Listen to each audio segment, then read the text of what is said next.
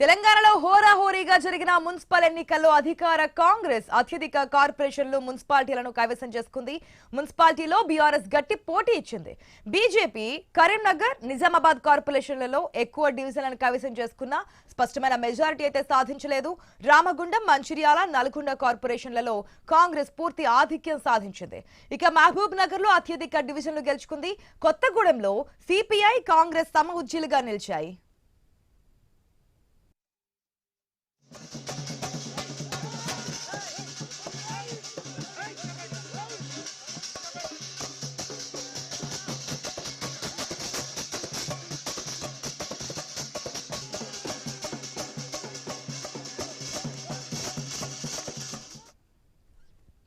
మొత్తం 116 పురపాలక సంఘాలకు ఎన్నికలు జరగగా 66 చోట్ల హస్తం పార్టీ పూర్తి ఆధిక్యాన్ని సాధించింది. బీఆర్ఎస్ 13 స్థానాలను గెలుచుకుంది. బీజేపీకి ఒక్క మున్సిపాలిటీ కూడా దక్కలేదు. ఇక ఉమ్మడి ఖమ్మం, నిజామాబాద్ జిల్లాల్లోని మొత్తం మున్సిపాలిటీలు హస్తగతమయ్యాయి. ఉమ్మడి నల్గొండ, కరీంనగర్ జిల్లాల్లో ఒక్కొక్కటి మినహా మిగిలిన స్థానాల్లోనూ ఆ పార్టీ విజయం సాధించింది. ఇక ఉమ్మడి మెదక్, ఆదిలాబాద్, మహబూబ్ నగర్, వరంగల్, రంగారెడ్డిలో అత్యధిక స్థానాలు కాంగ్రెస్ కు దక్కాయి.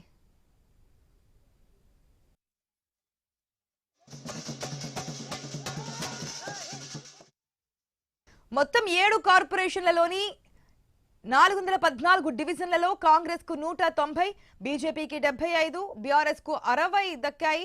మున్సిపాలిటీలోని 2581 వార్డులకు గాను 1347 చోట్ల కాంగ్రెస్ గెలిచింది. బీఆర్ఎస్ 716, బీజేపీకి 261 వార్డులు దక్కాయి. ఇక మజ్లిస్, సిపిఐ, సిపిఎం, స్వతంత్రులు, ఇతరులకు 257 వార్డులు వచ్చాయి. All India forward black party Gadwal జిల్లా వడ్డేపల్లి పురపాలికలో 10 స్థానాలకు గాను 8 చోట్ల గెలిచి సంచలనం సృష్టించింది. 116 మున్సిపాలిటీలకు గాను 79 స్థానాల్లో పార్టీలకు స్పష్టమైన మెజారిటీ వచ్చింది. మిగిలిన 37 స్థానాల్లో హంగ్ ఏర్పడింది. ఈ నెల 16న ఏ పార్టీకి ఎన్ని పీఠాలు దక్కుతాయనేది తేలనుంది. ఉమ్మడి మెదక్, వరంగల్, మహబూబ్ నగర్ జిల్లాల్లో బీఆర్ఎస్ కు 13 మున్సిపాలిటీలు దక్కాయి. మరికొన్ని చోట్ల గట్టి పోటీ ఇచ్చింది.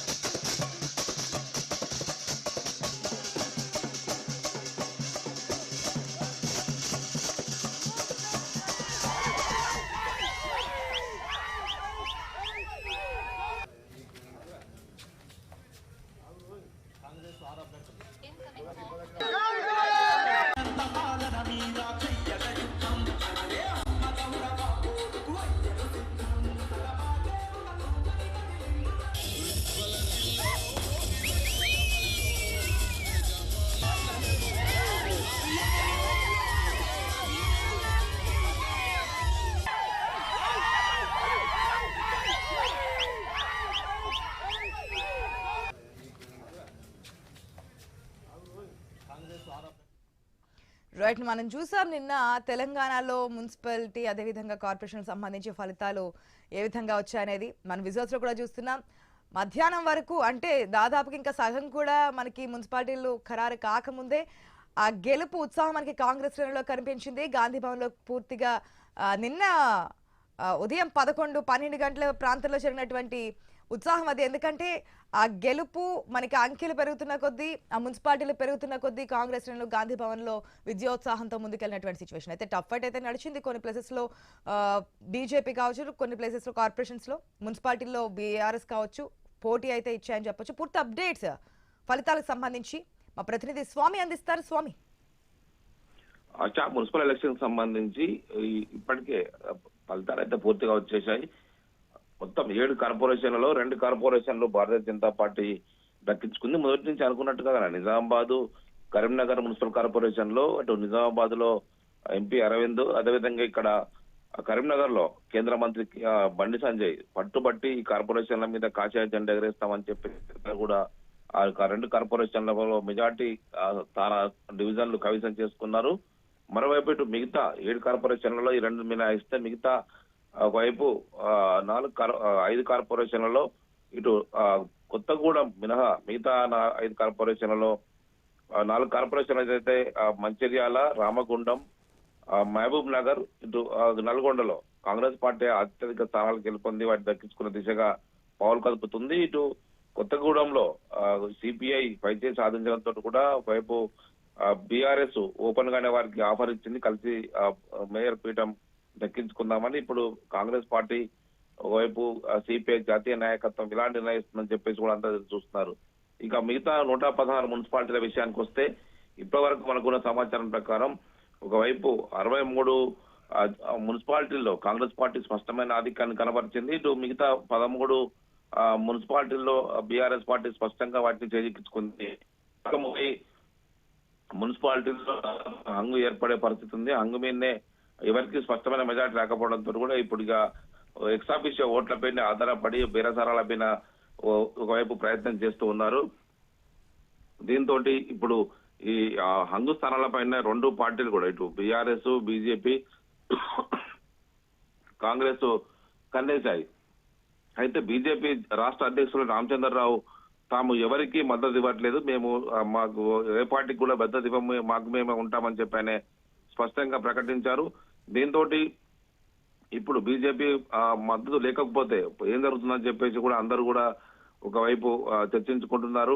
గతంలో దాదాపు 414 మున్సిపల్ కార్పొరేషన్ డివిజన్లలో కాంగ్రెస్ పార్టీకి 190 డివిజన్లు దక్కాయి, బీజేపీకి 75 డివిజన్లు, బీఆర్ఎస్ కు 60 డివిజన్లు దక్కాయి. మున్సిపాలిటీల్లో దాదాపు 2581 వార్డులకు గాను 1347 చోట్ల కాంగ్రెస్ వైపు వార్డులు గెలుపొందింది.